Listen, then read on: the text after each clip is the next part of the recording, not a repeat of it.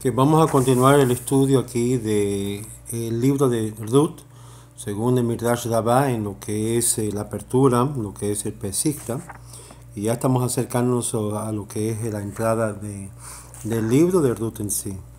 Y como habíamos leído, sé que inmediatamente cuando Joaquim, el rey, cortó lo que había leído de la profecía de Jeremías, de Lamentación 1.5, cortó ese pasaje que decía claramente que habría de ser sus adversarios su maestro. El rey tomó eso como una amenaza de su propio reinado siendo destruido, traído abajo. Inmediatamente Joaquim cortó ese pasaje del libro de Lamentación, capítulo 1, verso 5, con la navaja y lo tiró al fuego y estaba en el lugar de fuego hasta que el pergamino entero de Lamentación fue quemado por el fuego, en el lugar del fuego. Ahora, aunque los judíos habían recibido la aseguranza de Isaías sobre esto, vemos que más adelante vino estos días indicando a Joaquim que había mantenido, no habría de mantener un rey, sino que los cuartos versos de Lamentación que había hablado de el exilio y la destrucción, Joaquim no había de ser tomado personalmente, pero fue dicho a sí mismo y fue interpretado por Joaquim como una forma exagerada, mientras que la mayoría del pueblo había sido enviado al exilio y la minoría se había mantenido como bajo el súbdito del rey Joaquim. Ahora, vamos adelante porque cuando oyeron esto, que él había tirado ese pasaje del pergamino en el fuego, cuando todo el mundo vieron esto, dice, Joaquim destruyó el libro de Lamentación, comenzaron a llorar, ¡ay de nosotros! ¡Ay de nosotros! Porque los castigos que fue predicho en Jeremías capítulo 4, verso 23, que vio la tierra y aquí estaba como vacío y sin forma, seguramente se cumplió como el castigo de las acciones de Joaquim, que tomó lugar que Israel fue llevado, y la oportunidad de escuchar este mensaje para que ellos pudieran arrepentirse no era disponible. ¿Qué es lo que significa esto? Que había ocurrido en los días de Joaquim. Estas palabras que había ocurrido en el día de Joaquim había indicado una alusión, una indicación de la malfortuna que habría de venir. En este cuarto instante había ocurrido lo siguiente. Cada vez que cuando se usa que había ocurrido en los días de, también tenemos muchos paralelos. Y aquí dice el Midrash que ocurrió en el día de Asueros. Esto lo leemos en Esther, capítulo 1, verso 1. ¿Qué fue la malfortuna que ocurrió ahí? Que cartas fueron enviadas por medio de mensajeros a todas las provincias del rey para destruir, para matar y exterminar a todos los judíos. Esto lo vemos que en la luz del hecho de esta malfortuna explícitamente está declarado en las escrituras. Un segmento del Midrash contradice aparentemente lo que dice el Yefe Anaf, que sugiere esta tesis en esta nota que posee la pregunta aquí, pero que es resuelto aquí también. Esto es ilustrado por la significancia de una parábola, que se compara a un rey que ha tenido un viñero y tres adversarios comenzaron a confrontarlo a él sobre esto, porque lo querían destruir. El primer adversario comenzó a tomar lo que es los grupos de la fruta, y el segundo comenzó a arrancar todo lo que es las viñas del fruto y el tercero comenzó a arrancar lo de las raíces.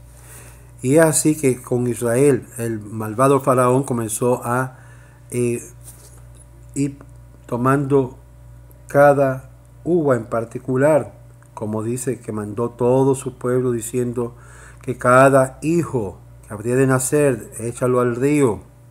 Éxodo capítulo 1, verso 22, y se está escogiendo cada uno en particular.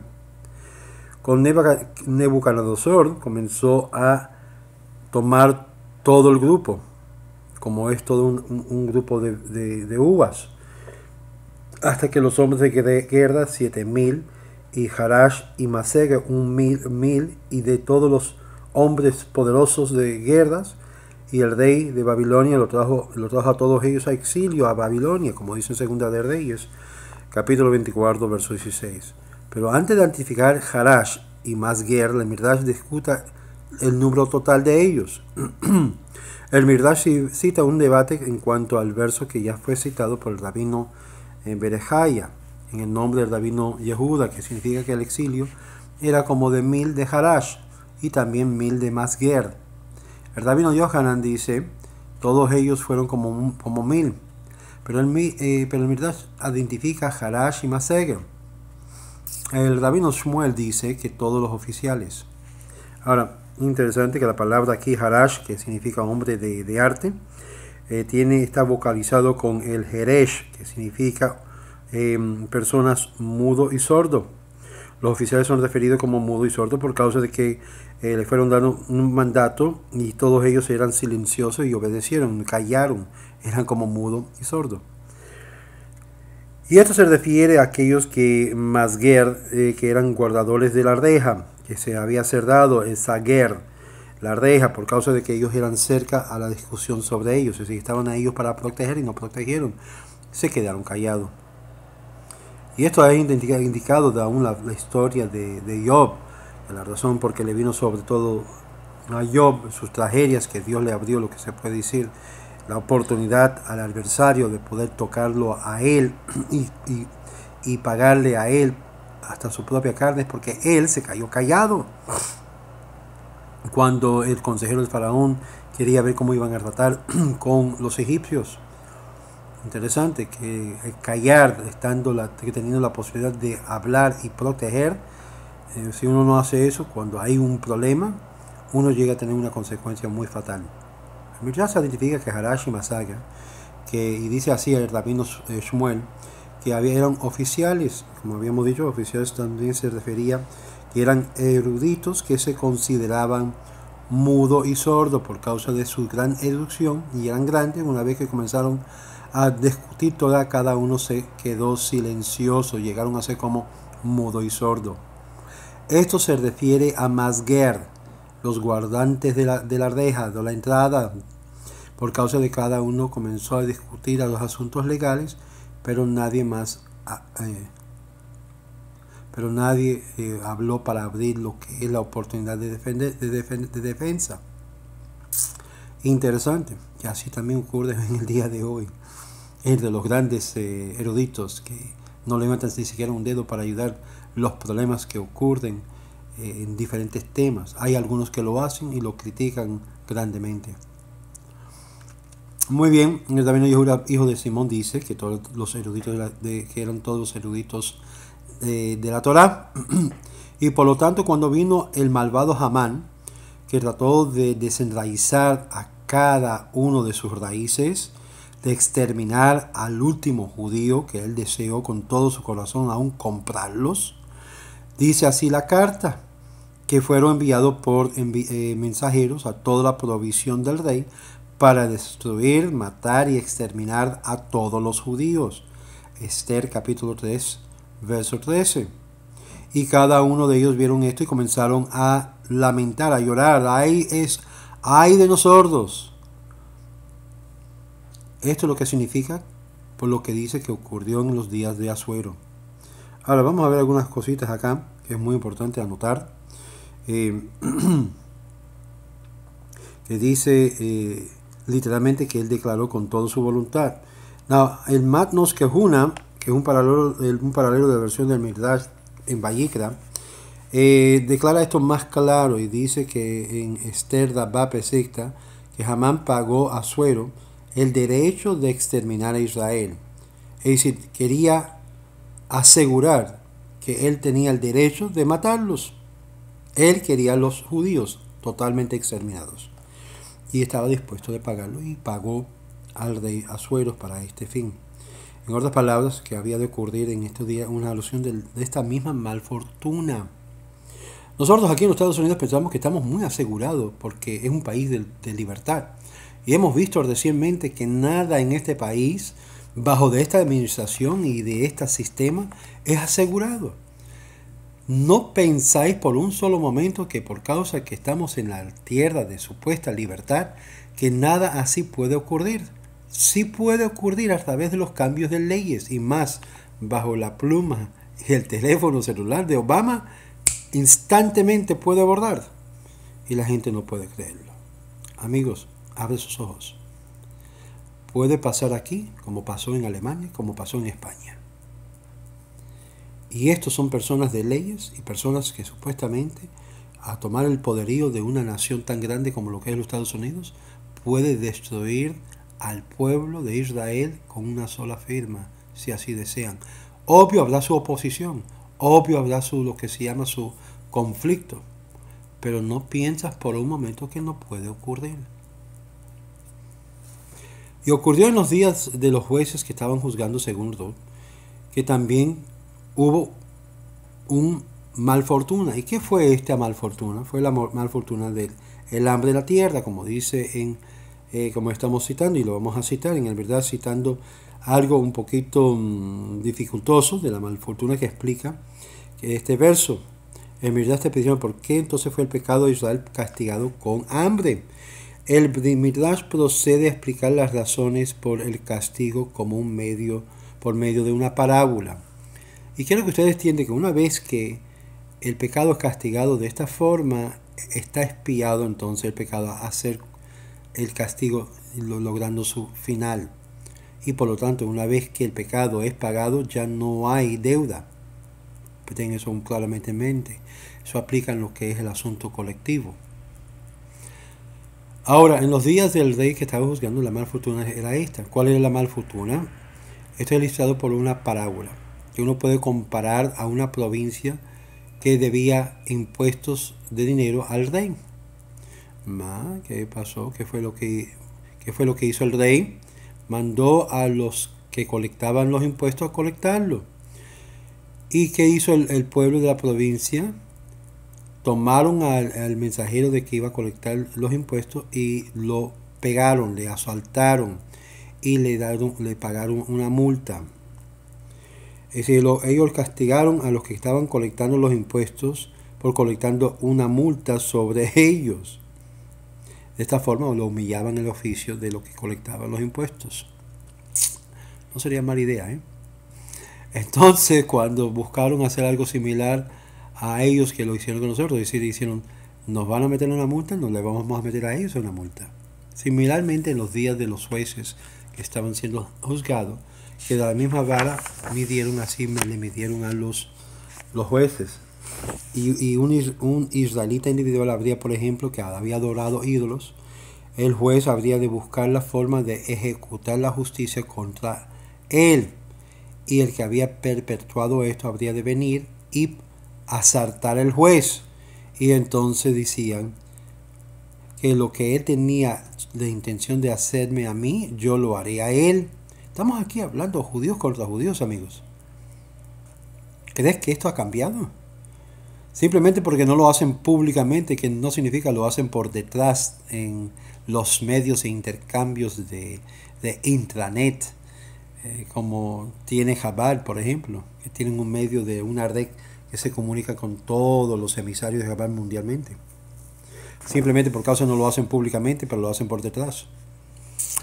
¡Ay de aquella generación cuyos jueces son juzgados! Esto significa que había ocurrido en los días que los jueces estaban siendo juzgados, que había un gran hambre en la tierra. Verdad se está diciendo aquí, y está expandiendo más la versión de la versión de Esther Dabam, que el castigo para los israelitas que estaban juzgando sus propios jueces estaba infligiendo sobre los jueces cualquier castigo que ellos querían imponerles. No había razón castigarlos. Un juez diferente era enviado por Dios y en contra de ellos habrían de ser totalmente sin poder, y principalmente lo que era el hambre. El hambre está listado en Ezequiel capítulo 14, verso 21 como uno de los instrumentos que Dios utiliza para juzgar. Las palabras que habría ocurrido en los días es una alusión de la malfortuna declarado. ¿Qué más malfortuna en la actualidad tenemos en cuanto a las necesidades que está pasando todo el mundo de hambre? Aún en el país más rico del mundo, supuestamente. Hay de la generación que juzga a sus jueces. Ahora tenemos una conversación, una discusión de la connotación de la palabra Vayhi Bimei. El Midrash ahora comienza una conversación de la connotación de la palabra misma de Vayhi por sí mismo. El rabino Shimon dijo, el rabino Abba dijo en el nombre del rabino Yohanan, en cualquier parte de la escritura que es declarado y había ocurrido Vayhi, indica malfortuna o puede indicar gozo. Es indicado malfortuna porque no hay malfortuna en sí mismo. Y si indica gozo, no hay gozo como en ella en el mundo. Esto es indicación de una malfortuna muy grande o un gozo muy grande. Una de las dos posiciones opuestas. Entonces, Atar Rabbi Shemuel Bar Nachmani y Rabino Shmuel Bar Nachmani vino y hizo una distinción sobre esta regla. Cualquiera cosa que dice las escrituras que había ocurrido, Vayhi, es una indicación de malfortuna. Y cuando quiera que diga y así será, es una indicación de gozo. Vayah, y así será. El Midrash presenta una serie de retos al rabino Shmuel Bar Nachmani en su punto de vista que había ocurrido y siempre representa malfortuna juntamente con su respuesta. Los sabios habían indicado que el rabino Shmuel Bar Nachmani, pero no está escrito, Dios dijo que sea la luz, Vayhi, y hubo luz. So, el elemento de la malfortuna estaba ahí presente en la creación de la luz. Estamos usando ahora la palabra de Vayhi. Y él dijo a ellos, aún la luz no era una luz completa. Interesante. Esa luz de Vayhi, que habría de haber luz, no era una luz completa. El gozo por el mundo no habría de merecer de tomar uso de la luz. De esto podemos ver lo que es el Bereshit Rabbah, y también aparece como algo contradictorio. El Midrash en una forma explicará, siendo que había un elemento de mitigar el gozo del evento de la palabra Vayhi con la palabra apropiado, aunque la luz estaba siendo retenida por los justos, como también la escritura refiere, también ha sido retenido por causa del malvado. Por causa de los justos habría de eventualmente haber gozo en el mundo venidero. Alternativamente, la expresión Marshaim es interpretado a significar solamente por cuenta de los malvados. Y esta luz fue retenida aún del justo por causa del malvado. Aquí tenemos el vislumbre de que sí, que aún causa una disminución de todo el fulgor de la luz por causa de este acto. El gozo del mundo no mereció de tener uso de la luz. Y esto es lo que indica, por la cual la luz fue creado en el primer día. Adán tenía la capacidad de ver de un lado del mundo al otro. Es decir, podía ver de un extremo del mundo al otro, pero cuando Dios vio la maldad del pueblo que habría de venir, y como la generación de Enos, la generación de lo que es el diluvio, la generación de la dispersión, y el pueblo de Sodom, él lo quitó inmediatamente. Como está escrito, la luz es retenido del malvado, como dice en Job capítulo 38, verso 15. Y esto es un vislumbre del Midrash que estamos viendo acá. El Midrash es un paralelo de lo que leemos en Hagiga 12a, que nos enseña que la luz espiritual en los días tempranos de la creación habría de reaparecer cuando el justo Leatik lavó en el futuro, en la era mesiánica. Según el Midrash en Tehilim, cuando el rey David inquiere de Dios cuando esta luz será restaurado, le fue dicho lo siguiente: cuando el fin de los días llega a Jerusalén, y Jerusalén será reedificada. Tahuman Noah específicamente menciona a los justos del futuro beneficiarían de esta luz, en la cual su involucración con la Torah oral de día y de noche, no en mérito del mundo que existe. Ahora, déjame tomar un poquito de agua. Baruch atah Adonai Elohim melech she'akol nihai bebo.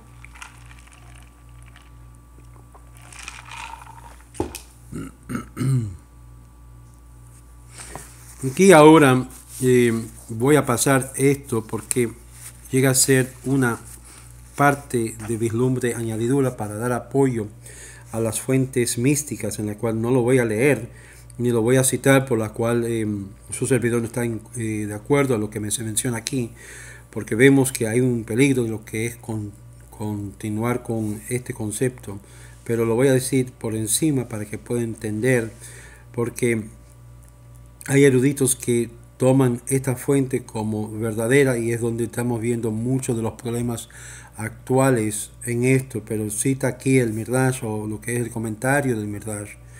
Una cita del Zohar que declara que cuando el pueblo ejerce en sí mismo en el estudio de la Torah, los rayos de la luz escondida que descansa sobre ellos llega a florecer en el presente. Pero esto presenta algo de un gran problemático, porque dentro de esto, lo que llaman luz, hay lo que es errores, y esto es donde aquí no mencionan, pero también mencionan muchos de los grupos hasídicos de cómo están tratando de traer esta luz escondida. Y como digo, cualquier cosa que es escondida tiene que ser repasado a la luz de lo que ya fue revelada. Y por lo tanto, a mi criterio y al criterio de Ordos también, tenemos que tener mucho cuidado de pasar lo que llaman luz, y no es luz, sino es una tergiversación antigua. Ahora, vamos a seguir adelante con lo que dice el Midrash en sí mismo. Y vemos y leemos.